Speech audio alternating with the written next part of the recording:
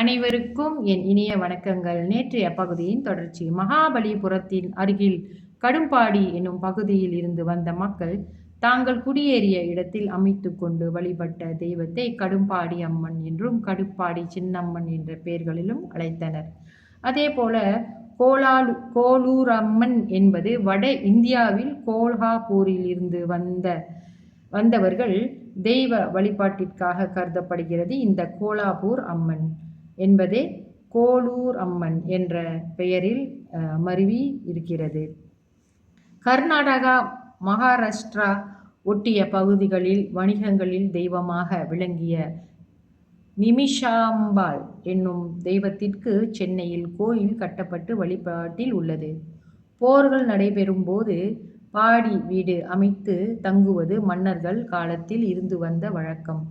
அவ்வாறு பாடி வீடு அமைத்து தங்கிய இடத்தில் இந்த தெய்வம் பாடி விட்டம்மன் என்றானது. நாளடைவில் படவட்டம்மன் என்ற பெயர் பெற்றிருக்கும் தன்மையையும் இங்கே நாம் காண்கிறோம். இதே போல எத்தனை தெய்வங்கள் எத்தனை பெயர்களுடன் விளங்கு கொண்டிருக்கிறார்கள்.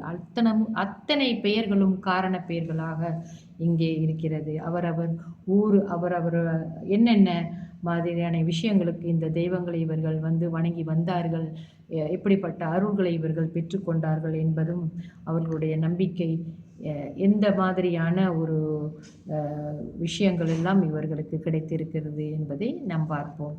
இந்த பரம்பரையாக அவர்களுடைய வழக்கங்களில் வந்த இந்த தெய்வங்களை இவர்கள் செல்லும் இடத்திலெல்லாம் கோயில் கட்டி வணங்கி வந்திருக்கிறார்கள்.